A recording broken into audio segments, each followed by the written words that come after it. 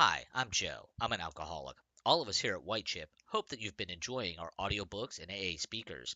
You are welcome to join our Facebook group. Just click the link in the description and say hello. If you support the Alcoholic Anonymous cause, please hit the like and subscribe button. We upload new AA content every day, so if you want to see more, hit the notifications button. This way, you'll be the first to know when we've uploaded a new video. Without further ado, let's listen to the next AA speaker. The first privilege is Vicksburg group of Alcoholics Anonymous really said that I could introduce a speaker. That's really an honor. It's very important to me, and it's very important to me this time at this particular time. The second honor that's very important to me is I really get to introduce a speaker. And for those people that are about my age, and those people that used to watch TV, they may have kind of a fuzzy meaning, fuzzy remembrance of who the individual is. I kind of generally, in a very gross sense, kind of know what he was, but I think I'm very, very honored today to really find out what he is.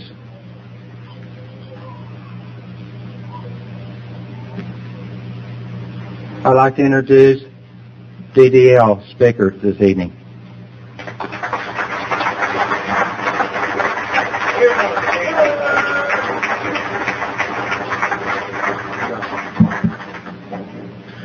Hello, everybody. I'm D.D. Lewis, and Grateful Alcoholic. I've been clean and sober since February the 10th, 1986, and I'm just as grateful as I know how to be for that. I'm nervous, as you can tell. I have to tell a couple of jokes before I get loosened up. I got here today, and Arthur B. met me over here at the door, and he thought I was a girl, because it's DDL. So, and it reminded me of the story when I was given an award in 1982, Bart Starr Meritorious Award in Green Bay, Wisconsin, and my wife and I had to fly up there and receive an award, and so we were at the airport in Milwaukee, and they're supposed to send a chauffeur driven limousine for us to pick us up, and then we're at the airport, and nobody shows up to pick us up, and we're standing there with our luggage, and a guy keeps walking back and forth, and finally I said, "Hey, who are you looking for?" He said, "D.D. Lewis." I said, "I'm D.D. Lewis." He said, "No, you're not." And I said, "Yes, I am. Here, look at my driver's license." And we get out finally in the limo. He said, "Mr. Lewis, I got to apologize to you." He said, "I thought you were black." But, you know, I've been a woman, I've been black, alcoholic, now I'm sober, and I'm grateful for that. This is a real honor for me. I have been to your club many times. I'm in the fertilizer business, and I've been in and out of Vicksburg quite a bit. But every time I used to come and stay over here, I'd come to a meeting. I really enjoy it. I didn't no way realize the club was this big. So I'm going to tell what it was like and what happened and how it is today. And I got to tell you, I played with the Dallas Cowboys for 14 years. I was very fortunate. And right before you come up to speak, you know, what happens to me, I draw a blank. And then I start getting nervous. And of course, I don't get stage fright. And I always feel like in 1974, we played the Washington Redskins in Dallas. And Roger Staubach, our great quarterback, got knocked out, and we were behind 2 touchdowns, real close to the last of the game. Everybody thought we'd already lost the game. They put in a guy named Clint Longley. He's a quarterback out of Abilene Christian College. Nobody ever heard of him. And he came in through 2 touchdown passes, and we came back and beat the Washington Redskins that day. And nobody could understand how it was happening. We were in the locker room. The sports writers gathered over to this guy's locker by the name of Blaine Nye. He was our resident intellectual. He went to Stanford University. He's supposed to have been smart. And if he was so smart, he probably wouldn't be playing football. But anyway, they said, "Blaine, how do you figure it out? A complete unknown coming in and doing the feats of a Roger Staubach." And Blaine looked at him and says, "Well," said, "you know, I think that's the triumph of the uncluttered mind." And that's certainly the way I feel a lot of the times when I get up to speak. There's nothing here. It's just empty. but I certainly know my history once I get started. But and like I say, I'm glad to be here. I was going to be here all weekend, but a friend of mine came in town that I went to school with down in Hattiesburg, and he's in recovery. And then our other friend came up from Mobile, Alabama, and I had to go down and see those guys. So I just got up here this morning. I know Brad, I was a little nervous that I wouldn't show up, and I'm sorry to put you through that, Brad, but it worked out. It looks like you guys have had a great time. I'd like for each of you to look to the person on your right and left and shake their hand and tell them you love them. All right? Oh,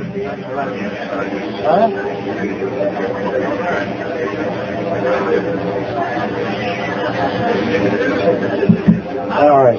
Yeah.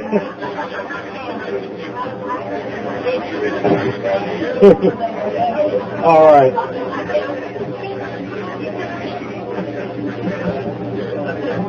You know, as I go around sometimes, I work for a fertilizer company, and I make some presentations every now and then, and a lot of men's groups, men are, of course, in agriculture, and some women too, but usually I have all the men stand up, and I said, now hug the guy on your right and left. And over here in Mississippi, man, they just stand there and look at each other. California, they hug. Texas, they hug one. You know, yeah. But it's always a good indication. But at least we can all say, I love you.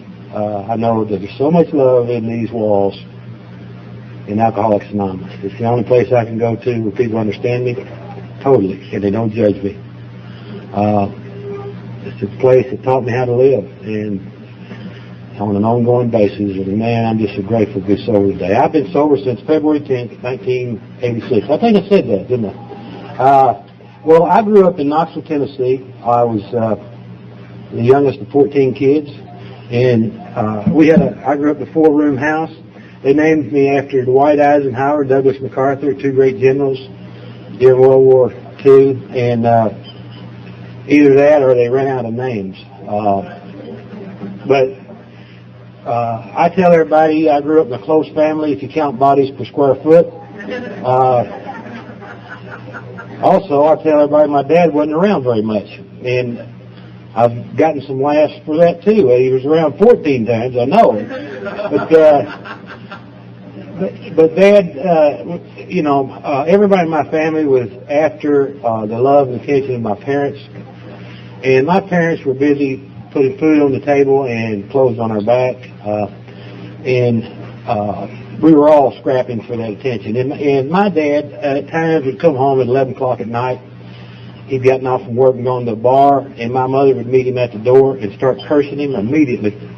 And, of course, wake everybody up in the house. And the next thing in the morning, start the same thing. She'd be on him, cursing him, wake everybody up, and one, he broke 2 of her ribs once, and she stabbed him with a butcher knife once. And I had brothers that fought brothers, and sisters fighting sisters, and there wasn't anything for the police to be at my house at 3:30 in the morning.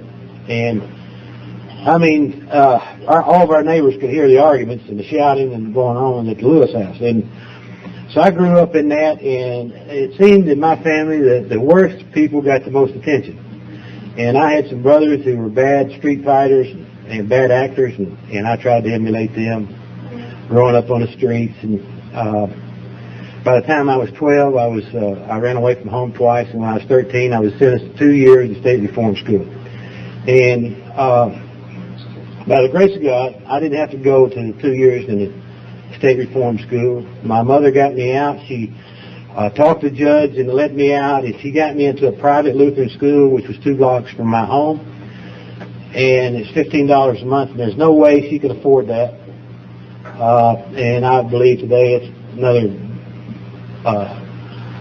part of God's grace for us. And he got me in up there, and the headmaster told me I could stay in the school if I did 2 things, and that was to come to school every day and stay out of fights. And I said I can do that. And I went up there, and those kids accepted me as one of their own. You see, they didn't know that I was a little dumb, stupid D.D. Lewis, white trash who lived across the tracks, and it was never going to amount to anything. They accepted me as one of their own. And these were little rich kids. Their mothers and fathers drove them to school, and I went up there, and that headmaster put his arm around me, man, and it changed my whole life. This was my second time around the 8th grade. I did my homework every night because I saw him grab a girl by the hair of the head and smack her for not doing her homework. And I didn't want that to happen to me. And I went back to the 9th grade in public schools and did well, stayed out of trouble. And I was going to quit after the 9th grade and go to work, just like most people in my family had done. And my nephew played football at the high school, and he came down. He says, "Uncle Dee," he says, "won't you try out for the high school football team?" I said, "Robert, they'll kill me. I'm 145 pounds, and they'll run all over me. Man, I'm just too small." And he said, "Well, come on, you'll have fun." And he was tenacious, I guess you'd say. And I went up there and tried out for the football team. They put me at linebacker, center linebacker, 145 pounds. We had a running back by the name of McGinnis. He was 185 pounds. He was built like Tarzan. And he had little short teeth and dark. They got stunted somehow. Anyway, he was running the ball through the line one day, and the center was blocking on me, and I couldn't get over to tackle him. And he ran so close to me, I just stuck out my elbow and hit him right in the teeth. And they went everywhere. The teeth flew out, and the blood was spurting out, and he was on the ground, curdling that blood and screaming. And the coaches started running, and I said, I was thinking, here's another deal they're going to kick me off of. And sure enough, the coaches ran over and grabbed me and said, "We love it! We love it!" And I found a home, I tell you. I found a place for my aggression and put it on the football field. And I'd been knocking people down and getting thrown in jail. And so I found a home. They started giving me 25 cents a day for lunch and give me some nutriment to gain weight. Every now and then I'd get a pair of tennis shoes. And, it was another deal. Here's other men putting an arm around me and loving me through high school. And don't worry about McGinnis. He got a whole new set of false teeth, and he became a ladies' man and quit football. And he's probably the smartest one of us all. But that started my career in football, and I made all city and all county. And in the school I was in, it was vocational high school, and I'm in the vocational side of it, which means you don't have to take the college preparatory English and all the sciences and everything. And I was in an electrical shop, and about midway through my junior year, you see, I had gotten a whipping every day in grade school. That was that's the way it was. I didn't learn a thing. I thought I was stupid because my mother told me that every day. And I was one time in the 3rd grade, I remember I was studying spelling words at the kitchen table. Mom says, "What are you doing?" I said, "I'm studying the spelling words." She said, "You're too stupid to pass that test anyway." And I'd go to school and never write a thing down. So here I am, I'm in high school, and about midway in my junior year, the coaches came up to me and said, "Look, Dee," said, "all these colleges are writing us and asking about you. We think you're going to get a scholarship to play college football." I said, "You're kidding." He said, "No, but you're going to have to change curriculums." I said, "What are you talking about, Coach?" He said, "Well, you're going to have to take college preparatory English, and you're going to have to take chemistry and a foreign language." And I said, "You got to be kidding me." And he said, "No," he said, "we'll help you out." And they gave me some remedial courses. And I took, I passed chemistry with a D. I bet the teacher 6 packs of Cokes on our football games, and brown nosed my way through that. I took French, parlez-vous français, because the woman teacher had married a University of Tennessee football player, and I thought maybe she'd like football players, and she did. She gave me a D, and my wife still doesn't understand how I got out of English, but anyway, to get in college, at that time you had to make a 19 on the ACT test. And so in my senior year, I went over to the University of Tennessee to take this ACT test, 3-hour test, and I went in there and I tried as hard as I could for an hour. And then I just started checking them off. And I was out there an hour and a half. I had first one out and thought I'd done good. And 2 weeks later, everybody got their grades at school and on their scores, and man, guys were running down the hall saying, "I made a 21, I made an 18, a 19, 24. And I looked at mine and I made a 7. I said, man, I ain't going anywhere to school. You know, that's out of the question. But I visited a lot of schools, and then at Mississippi State, they said, Dee, we want you to come there and go to school with us. And I said, well, I got to figure out how to pass that test. And they said, well, come down here this summer, and we'll give that test to you down here at our school. And so I came down to Mississippi State in the summer, and 2 other athletes showed up. We went up to the Dean of Student Affairs office, and he says, guys, I think your problem is reading. And what I'm going to do is I'm going to read the question for you, and then I'll read the possible answers, and then you guys pick one. We said, okay. And by the way, do you guys know why football players have big trapezius muscles up here on their shoulders and flat heads? Well, the teacher asks them a question, they go, and then they tell them the answer, and they go, ah. So we were some flatheads. But we were up there. He said, I think I'm going to read that. So he read the first question, then he read the 4 possible answers. And he says, which one do you think it is, guys? And we gave him one of these. And he said, I think it's more like C. And we said, okay, C. And he went on and did a few of those like that for us. And then he got up and went to the bathroom, and we were, we were kind of dumb in a way, but we were bright kids. And that we could read his answer sheet upside down while he was gone and figure it out. And then he'd come back and do a few more for us. And with all that help, it took us 3 times to pass that test. So, with a little uncertainty, I entered college and a lot of fear. And I came down to Mississippi, and it was a great time for me. I knew I wouldn't be there for 2 weeks. I was too small and too dumb, and the coaches just put their arm around me and loved me through college and put 2 tutors on me for academics, and that's where I learned to drink in college. It worked immediately. I didn't drink in high school. I ran with a lot of guys that did. I had a double life going from the get-go, in the sense that in my high school, I wanted to be the stand-up athlete, stand-up type guy on one hand, and then on the other hand, I was out carousing around and doing things that I was ashamed of. And so I had the double life going for a long time. But when I got to college, I started drinking, and it worked immediately. I was able to go to dances and dance and talk and to girls and sing, and it was amazing. I'd get up with a band. My first girlfriend told me I sang with Wilson Pickett at a fraternity party. And I said, "You're kidding." I didn't remember it, but it worked right off the bat, and certainly I'm sure I'm like a lot of us. I thought everybody else drank a lot worse than I did. I usually had to drive. I had to help them out of fights and stuff like this. But, of course, I know now I was in severe denial. But anyway, I went on and played at Mississippi State and made All-American and All-Southeastern Conference and Defensive Player of the Year in 1967. I had a lot of great honors. I played in a lot of All-Star games and All-American games. So I was getting the recognition I so desperately was seeking. And in 1968, I got drafted by the Dallas Cowboys in the 6th round. I came out to Dallas, and they had already drafted 2 linebackers in front of me in the draft. And these were big, fast guys, great football players, and I saw the writing on the wall.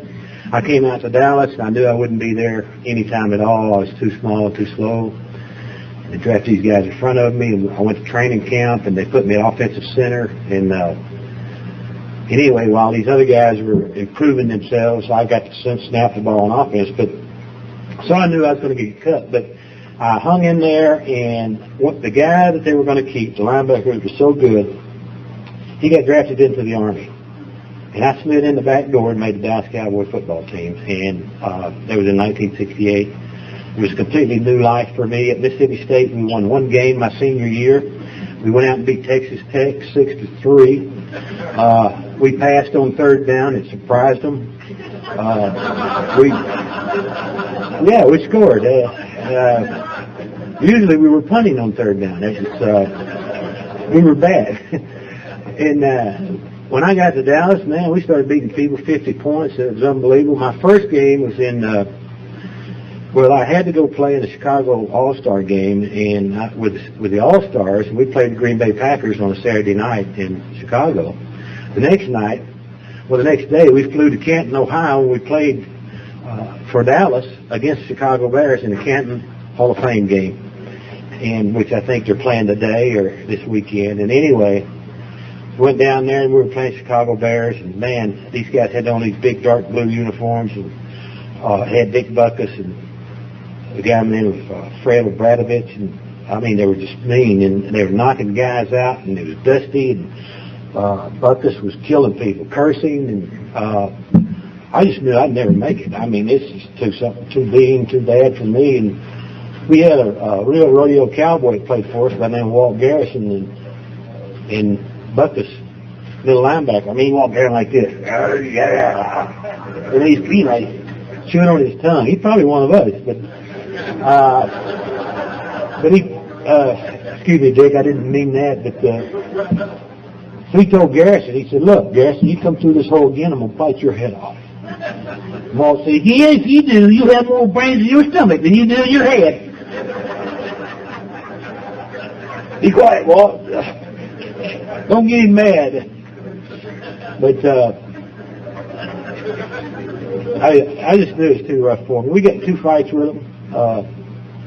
They won the fights. It took John Wilbur took his helmet off, was going to hit one of them with it, and Wilbur played for us. They took Wilbur's helmet and started beating him with it, and benches over, ran out on the field. And, I mean, it was just too much for me. I couldn't understand what was going on, but I knew one thing. Here I was in Dallas, Texas, lonely. I'd just gotten married, had no friends, and playing second fiddle. And man, I had my night, one night a week. It was the boys' nights out. It was on Thursday night, and I'd go down to the little joint where they're playing country music and just cry in my beer, and it was awful. I never thought I was lonely though. I mean that word wasn't even in my vocabulary. So anyway, we went on. We played the New York Giants my rookie year up there. Don Meredith was the quarterback. We beat them 50-something points. And that never happened to me before. And after the game, we were taking off at the airport. Right when we left the ground, there was a big explosion. And man, the plane went banking out over the bay, and everybody knew we were going to dump our gas and have a crash. And the stewardesses were on their knees moving these boxes, coolers that held all the Coca-Cola, soft drinks, and beer. And people were panicking, getting ready to panic. And Dan Reeves, the head coach for the Falcons now, this guy Pete Gent, who wrote North Dallas 40, was back there playing loud rock and roll music. And Reeves said, "Cut that off, you SOB, or I'll kill you." And people were panicking, man, and people were praying. And I looked across the aisle, and there was Don Meredith smoking a cigarette. He said, "It's been a good one." He was ready. These guys were too big, too bad, too cool. I mean, it was like Hollywood. And but I hung in there for a number of years, 14 years with Dallas. It was a great trip, a lot of party and a lot of. I feel like Bill Wilson talks about in his story there, the opening of the book, where he talks of about when he got into the service overseas. They were drinking, and he was part of life. And he was a leader in times of hilarity, and I certainly had that when I arrived. But I played with Dallas for 14 years. We went to 5 Super Bowls, and I got to play in 27 playoff games. And, I mean, if you look at Dallas' schedule or record over those years, in 68 we were in the playoffs, 69 playoffs, 70 Super Bowl, 71 Super Bowl, 72 national championship game, 73 national championship game, 75 Super Bowl, 76 national championship game, 77 Super Bowl, 78 Super Bowl, 79 playoffs, 80 and 81 national championship games. And it was a god-awful record for anybody to be a part of. And my last game was against San Francisco 49ers in '82 actually, but the season of '81 when Joe Montana was throwing the ball to Dwight Clark in the end zone. He jumps up and catches it. They dubbed that pass the catch. I'm number 50 chasing Montana in the film clip. And a very frustrating film clip. I never catch him. And still haven't caught him. I have a fantasy. When I start thinking about it or dreaming about it, I blitz on that play. And I hit Joe Montana right in the chest. The ball goes up. I grab it and run it all the way in for a touchdown. And it just never happened. And they beat us. And that was my last game. I had played football for 26 years of my life. That was my identity. That's who I was. I thought I was ready to get out of the game. I had money and property and family, everything else. I had everything lined up. And the year before, I got to make a national Bic razor commercial in New York City. And I was elected the most popular cowboy and Miller Lite Man of the Year. A lot of good things were happening to me. And then right after I retired, I got to make a Miller Lite beer commercial, which I thought was a professional football player's dream. And it was. And then it was about 3 months after football, I retired from football. I started having thoughts of suicide, and it scared me to death. And I couldn't tell anybody. I was such a closed-up person. It was, and one day I went to play golf with a guy that retired the same year I did, and we're driving over there, and he says, "Dee," he says, "I'm scared to death." I said, "What's the matter?" He said, "Well, I've been having thoughts of suicide." And instead of saying, "Yeah, great, man, I'm finally talking to somebody that can empathize with what I'm going through, and we can talk about this," and instead of saying that, I looked at him and said, "Oh, really?" Like I'd never had a problem with that, but that's where I was. I was so closed up, and I understand today, like a lot of us in there, I grew up thinking that it was a sign of weakness if you showed anybody any vulnerability, and I pretended it all was well all my life, and I was hiding behind a big mask. And but anyway, I took a job in the oilfield supply business in Dallas, and I'd take guys out for lunch, and we'd have a few drinks, and they'd go back to the office, and I'd go back to the bar. And I had a little farm outside of Dallas, and I was out there a lot drinking, hiding out, and spent my weekends out there. And after one weekend of a big drinking spree, and my wife says, "Dee, if you don't stop drinking, I'm going to divorce you." And I'd heard her say that many times. And what I always heard her say was, "Dee, if you don't stop drinking, you're going to end up like my dad." And her dad died of alcoholism. He suffocated his own vomit. Or I heard her say, "Dee, if you don't stop drinking, you're going to end up like your brothers." And my brothers, I had one brother who was assistant manager down at the Bootleggers, and he was high in management. But my brothers drank this old bathtub Splo whiskey. I mean, it just knocked them out. And you get up at 7 and be going to school, and one of them be laying out in the front yard trying to get a suntan on the roof of his mouth. And you can imagine that. And see, that's who I thought she said, if you don't quit drinking, you're going to end up like them. But I heard her this time, and I knew she was serious. So I went to talk to a guy in the car business in Dallas, W.O. Banks, and he'd been in AA for a long time. And this was after the big bender that weekend. My eyes are all bloodshot. And I said, "W.O., we talked." And about 15 minutes later, I said, "W.O., you think I'm an alcoholic?" He said, "Yeah, I do." And man, I didn't want to be an alcoholic. Because you can imagine the image I just went through what alcoholics were. And I didn't think I was that way. And but I was in denial. And so in February of 1983, W.O. told me where to go and what to do. And I went out to my first AA meeting out in Plano, Texas, a little house out there, and I cracked the screen door and then opened the door. As soon as I stuck my head in, everybody went, it's like when you smoke dope. You go into a restaurant, as soon as you walked in, everybody looked at you, right? I mean, that's not self-centeredness, right? It's the height of it. But anyway, I walked in there, and everybody, this is my fear. I thought they all turned around and looked at me, and I was going to be recognized, and they're going to know I was a weak willie and all that crap. But Anyway, I made it through that first meeting. They had a speaker, and the big thing I remember is everybody coming up wanting me to take a chip afterwards. And all I'd tell them is just let me out of here. I want to get out of here. And but I started going back to AA. I felt like this was certainly the place for me. This is where I could become that stand-up guy. And I was drunk in 3 months. And for 3 years, I was in and out of AA in 3 treatment centers. You see, I entered AA for my wife, and in the back of my mind, I had the idea, the thought, that I'll get sober for 6 months, and then I'll go to the mountains and blow it off, and then I'd come back. Nobody would ever know. I mean, we're not like that, but I was.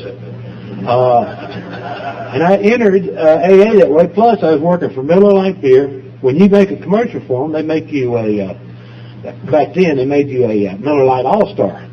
So anywhere Miller Lite, any of these distributorships around the country needed a Miller Lite All-Star, they just call up Milwaukee, and then they'd send somebody, like, well, they were paying us $2,000 a day, and I was calling Milwaukee a lot. One event would be like in Fort Smith, Arkansas. The dealership was having a big barbecue, and I went up there and drank beer and fished horseshoes all day. Got drunk or stunk, signed autographs, got my $2,000, and that was a life that was great, And but here I was in AA and still working for Miller. I mean, this was the double life part that I wasn't willing to give up, I guess. And I had the idea that I could go up to these bars anywhere in the country, and you go in there, and I had it made up that I could tell them I couldn't drink because I had an infection. I was taking antibiotics. Everybody knows you can't drink on antibiotics, or you're not supposed to. How many of us have drank on antibiotics? Yeah. So I'd go in, and I have that down pat. That's going to be my reason for not drinking. And I'd go into the bar, and I'd have a cowboy hat on. I had that persona. I wore cowboy boots. I never wore boots in my life. And but anyway, I had a hat. Never had a cowboy hat on in my life. But I had that cowboy persona about me. Western pants, Western coat. I never had fringes. But that may be coming up, guys.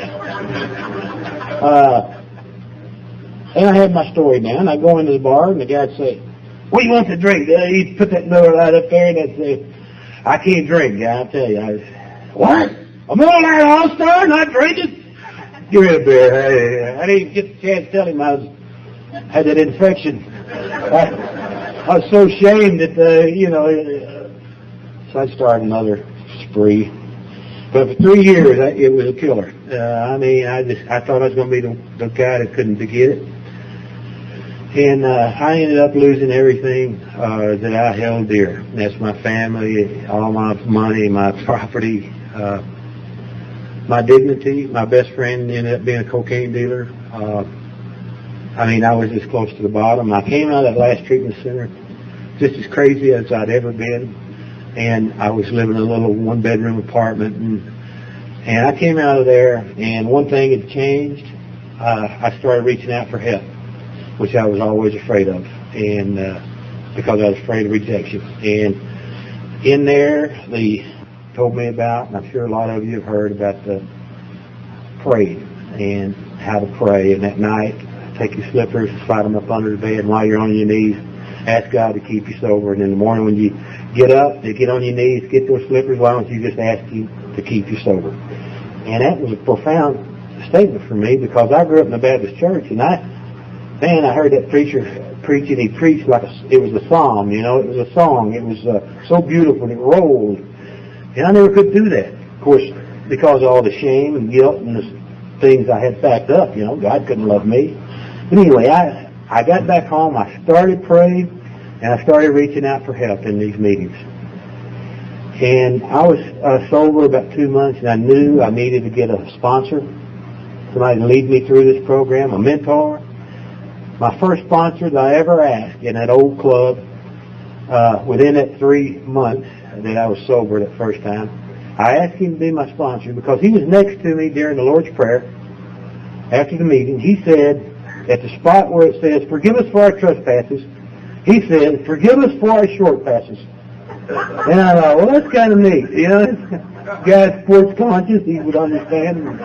We could joke around together, and well, it didn't last, you know. I mean, so, but I knew I had to have somebody to help me, and I had two guys picked out at the club I was going to. And I liked what they'd said and everything, but I was afraid to ask them for help because I was afraid of rejection, afraid they'd turn me down. It was this damnedest thing. You've heard it before, that 40-pound phone, you can't pick it up.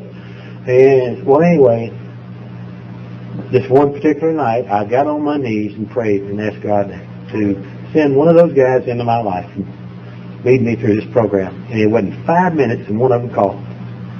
Now, that was a miracle to me. And I asked him to be my sponsor. And he said, "What are you doing tomorrow night?" I said, "Well, nothing."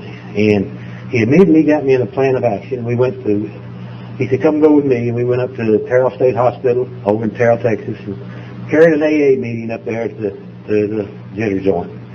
And he got me into action, and we started studying the Big Book. And I'd read the Big Book 5 times at least. But we started studying it. He gave me a section to read every week. He said, "I want you to read it 15 minutes a day.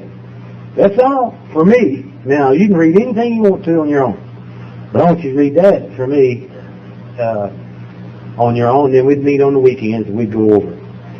And man, the book came alive for me, and it changed my life. You know, when you start coming to these meetings, and the time that people start coming up to you and say, "You know, you've changed. You're changing." What do you mean I'm changing? Just, I don't know, the way you talk, what you say, the way you carry yourself anymore. You know then that something's happening to you. I like what Jim Williams says. He says, "You'll know when you know you don't know." And that's a very profound statement for all of us, in the sense that when I got to working with his sponsor, he was an engineer. He taught me the Big Book that way, and we started working through it and working the steps. For me to understand the first step, I had taken I'd gone through the steps up to the 5th step 3 times in treatment. And I wrote my 4th step in an hour and a half, and the next day I'd go give it to the chaplain, or who they had me to tell it to. But that's not the way we did it here. And the people I work with today, I say, "Look, here's the way I'm going to do it, because the guy that taught me, that's how he taught me how to do it. This is the only way I know to do it." Now, I had a friend who I loved him to death. He was in the program 10 years. He just died of cancer, and he was going to work with a guy. And he called me, and he says, "Dee," he says, "Look, we're on the 4th step." He said, "Can you give me some help with this?" And I said, "Well, just do it the way your sponsor taught you." He said, "Well, my sponsor didn't teach me." He said, "We were in a book study, and that's how I went through the steps." And I thought to myself, ain't that something? I think book studies are great. I think step studies are great. But this sponsor, he was right on top of me. He got me to understand that I was powerless. Not only over alcohol, over everything. And once I got that idea in my head, it clicked. That, "Dee, you can't do it. You can't get off of this booze. And you can't direct your family that's living down another part of the city." And I started understanding the philosophy behind being powerless. And certainly I was powerless over booze. I never understood the effect of craving. I could not understand in my life. In 1975, I went to speak to a high school banquet, and I stopped at my favorite bar to have a drink, and I ended up at the Indianapolis 500 for 3 days. And I never could understand that, because, as you know, we all have good intentions. I'm just going to have a couple of drinks. You end up pounding on the bar at 3, and I never could understand that. And that's why these things are happening. It's why I was powerless over this great mind-altering drug. But anyway, so he got me to understand all that, and then I got into the 2nd and 3rd step of finding that if I couldn't do it, if I didn't have the power, who could? And of course, I had to.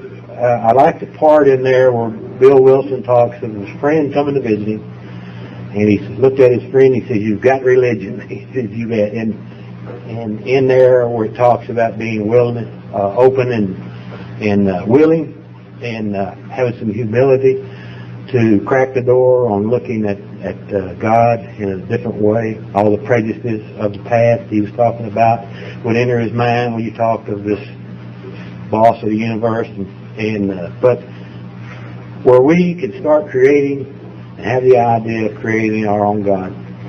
In essence, I'm not afraid of that today. If anybody has a Coke machine or the club or Buddha or anybody else, or if somebody wants to come in and defend Jesus Christ, that's fine. Today I don't have to worry about that because my God's big enough to handle it. And I think people come into this program, I think me, you, and everybody else, we come into this program spiritually broke. And a guy in the Fellowship of Christians Athletes asked me, said, Dee, why can't you take and just have these people believe in Jesus Christ and forgive your sins? And I said, well, the reason that don't work because we come in here spiritually dead. It never worked before. If it worked before, we'd have done it. But the idea of coming here creating our own God was the greatest thing for me. And we then going into the 4-step, and it took me almost 4 months to do a 4-step, and I'd done them in an hour and a half in those treatment centers. I mean, when I started looking at some of my past and the feelings, the emotion that would come rushing up on me, it would be so devastating. I'd just have to stop everything, pick up the phone, run to a meeting, and I was already writing, and I was praying, and that to me, that's the process of this program, is going to meetings. It's amazing what we get when we go to the meetings. We hear the answer. We get the solution. It's the greatest thing in the world. I meet with a bunch of men every Monday morning, and none of them are alcoholics. But man, they need our program so bad. Nobody else has it. We got it. It's a beautiful thing where we can come and work out our life and our problems and hear everybody else. We're not judged. And the last meeting I went to in Dallas, I had fear all over me. I was going to get fired. All this stuff up here. The committee rambling on, and I went to the meeting, and the meeting was no fear. And how many times does it happen that you get what you need when you go to those meetings? Meeting makers make it. Meeting makers make it. And I try to go to one as often as I can, everywhere I can. And when I'm out of town, I was so fearful of going to meetings.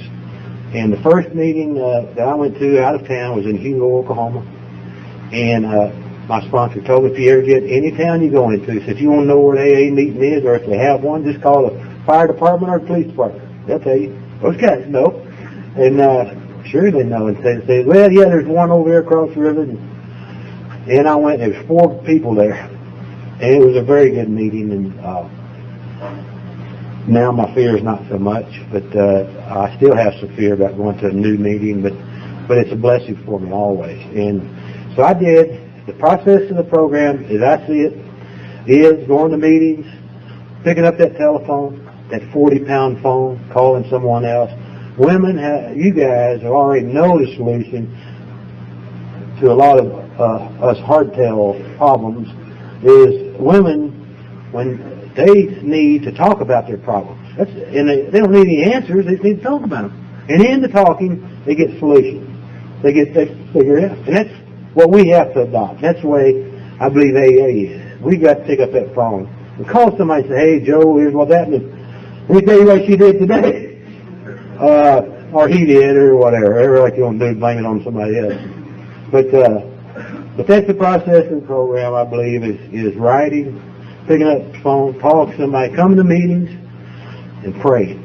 And that 4-step was great for me. And also, there's a lot still being revealed. The 5th step was telling someone my whole story and not have them laugh at me or anything like that. And then get into step 6 and 7. I breezed right over that with my sponsor after doing the 5th step. He says, now go on and read the 6th and 7th step and the 12 and 12 and then the big book, and we'll talk about it. When I went home, I was so exhausted from telling my 5th step that I fell asleep reading 6 and 7. I immediately went to 8. And I'm still trying to catch the meaning of 6 and 7. in a sense, I went to 8, made my list, and I was so eager to go out and make amends. And my sponsor told me, said, Dee said, I don't want you making any amends until you run it by me. And you tell me who you're going to make amends for, and I want to know why. And I want to know what you're going to say, so that you don't run in there and have to make another amends for going in there and messing it up. And I got a chance. My mom and dad had died. I got a chance to go to a shrimp cemetery and went to a grove of cedar trees, and I got to call them in and apologize for what I'd done to them. All my life I thought they'd done it to me, and I got to, and when my sponsor says, now Dee, now that you've done that, says, when you think of them, you can think of nothing but the good stuff. And it's amazing that the good stuff keeps coming, it keeps coming, it keeps coming. I never thought my dad had taught me anything, but you know, things come out about my dad often now. Little things I never even thought about, or I pushed back underneath the hate I had for him. And it's a terrific thing. And I went to make amends to Coach Landry. Scared to death, I went in there and I apologized. I told him I took pills when I played ball, and I probably at times took too many. And anyway, at the end, he said, Dee, he says, if you're looking for forgiveness from me, you got it. And he got up and gave me a hug. And it's been a beautiful experience making amends. I made amends to one of my nieces for a very shameful act, and I felt it was time that she was in therapy and she could handle this. And I went and made amends to her. She says, yeah, Uncle Dee said, I hear what you're saying, but that's not the only thing you did. So she added more to it, and I apologize for that too. But I'm willing today to make those amends when they come up, where I see the people and run into them. I'm willing to do that. And the greatest step for me, not the greatest, but one of the ones I use often is the 10th step.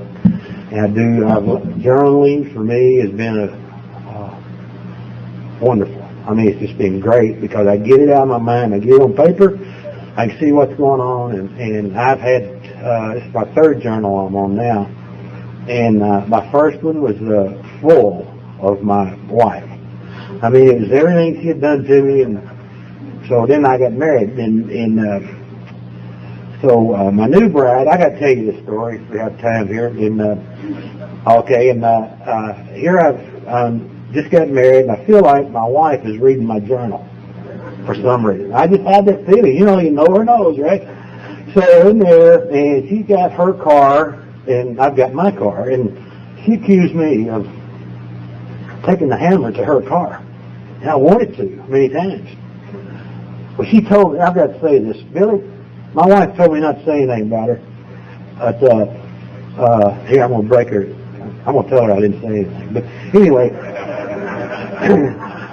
here's the car, and I wanted to take a hammer to it because that's her car instead of our car. And she, I couldn't put a clothes basket on top of it, scratch it or something. Anyway, I got all this resentment built up, and so I want to find out if, and we're in therapy too together, and I want to find out if she's reading my journal.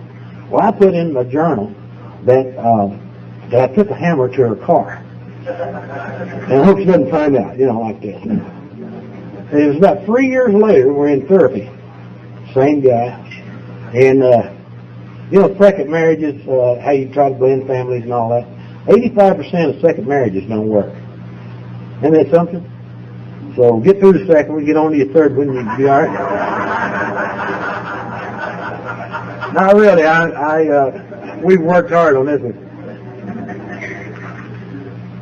So 3 years later, we're in therapy. And for as long as the time, my wife has been so she doesn't trust me.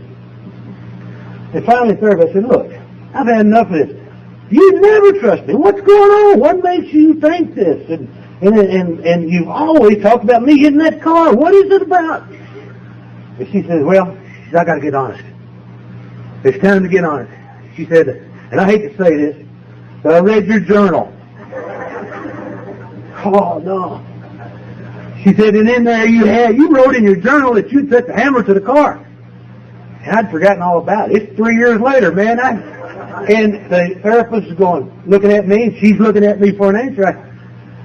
I said, I don't know what the hell you're talking about. I haven't hit your car with any of it. I couldn't figure it out. So we broke up in the therapy session. And so I went home that night. I got real quiet, and it came to me. I wrote it in my journal.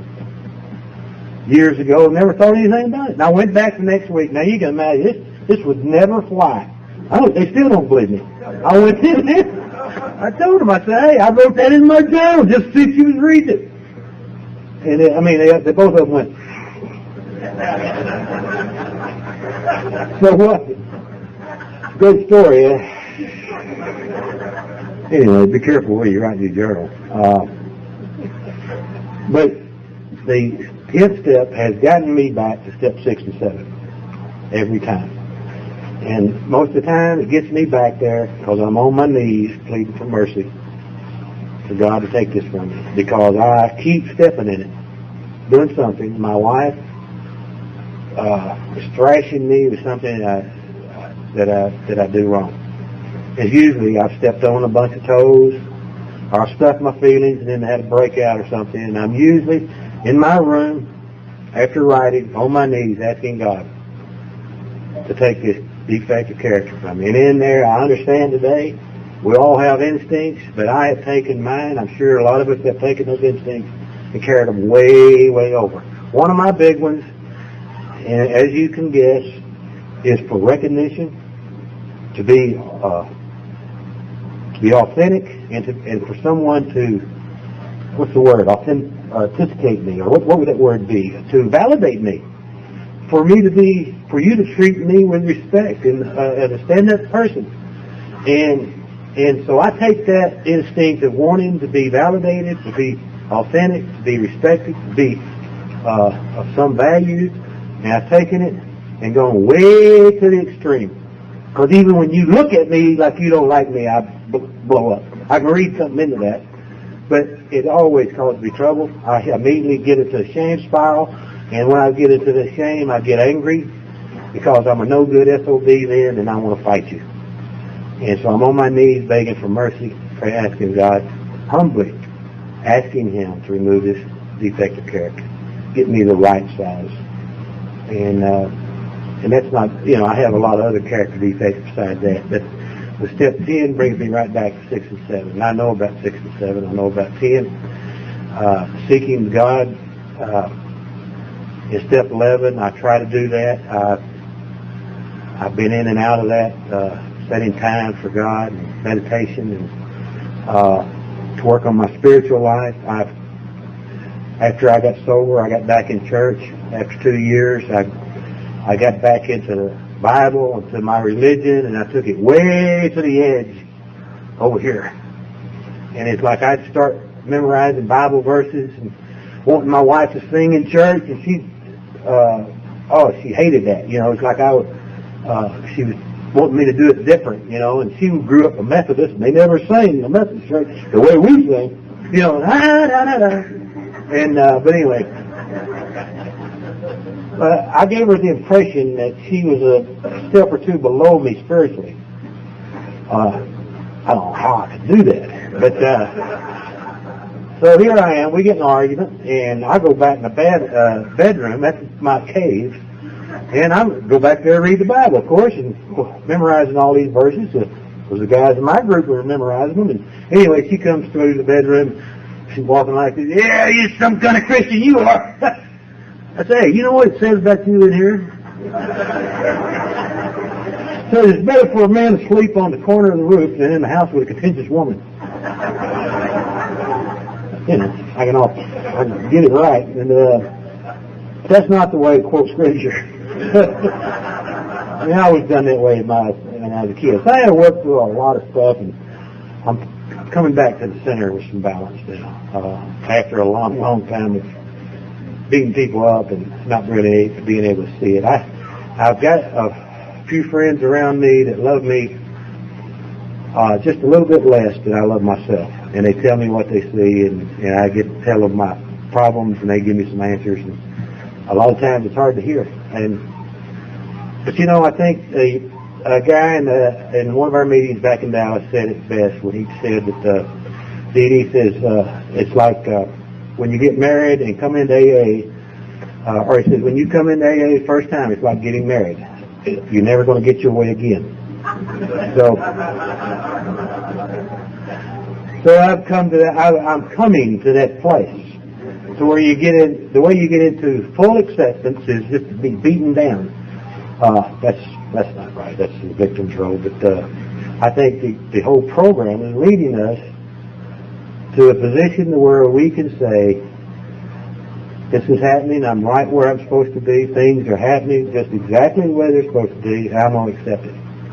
I'm not there. I'm really not there, but I think that's the place where God wants us to be, and it's going to take a lifetime to get there. Step 12 is, I wish I could carry and do these principles in all my affairs. I don't. I'm still in process. I make a lot of mistakes. One of the big ones, it just happened a few years ago. My wife made a big pot of chili, and I was mad at her, and I took her cigarette butts and put it in there, and she didn't like that. Told everybody, a little small thing. But one of the things I keep, I'm learning that these women are something else. And you are. I mean, going to school over here in Mississippi, I really like this place, so I've come over here to Tulip. What's the name of the place? Tallulah. And I'm talking to a guy with Mississippi State over there, and I said, Brian, what's the name of that guy from Mississippi State that makes those rocking chairs? And anyway, he sends me someplace. I got the wrong rocker anyway. The one I was looking for was from Greg Hawkins that makes them up there in Vaughn. But so I got one from this guy named Biggers, and I get in my car, and man, I'm so proud. I'm coming home, and I pull up to the house, and my wife comes out, and she says, "What are you going to do with that?" "Well, I'm going to put it in the house." "Not in my house, you ain't." I forgot to ask her. It was her nest, and you get married, all my furniture's gone now. All the pictures, all the artwork, stuff's gone somewhere. It's her house. And the sooner you realize that, guys, you'd be better off. My part of the house is cleaning the commode and shower. Poor guy. Now, it's good, I'm telling you. You can imagine what it would be like if I was still drinking.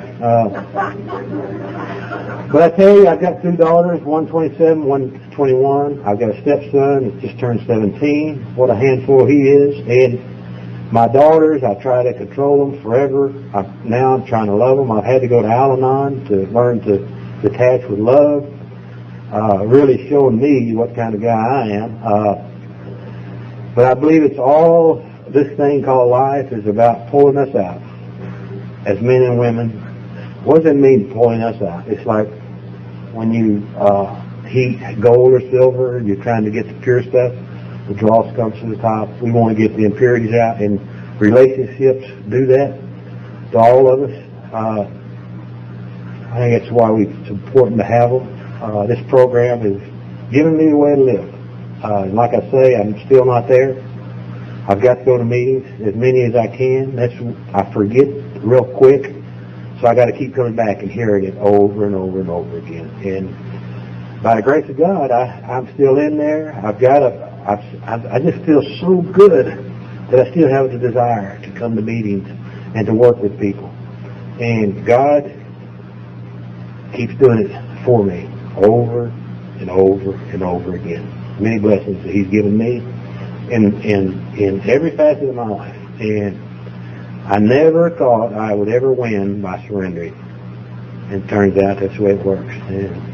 And I'm glad you guys asked me, little old dumb, slow, white trash D.D. Lewis, who grew up across the tracks, to come down here and share my life with you, because it means a lot to me. And I'm certainly not that guy today, never was. I just thought I was in my head. But today, I heard a guy speak on radio. He says, the me I see is the me I'll be. And today I see a pretty good guy most of the times. And You tell me that, and I know that today. I appreciate you. I love you. Hang in there, and it'll get better. Thank you.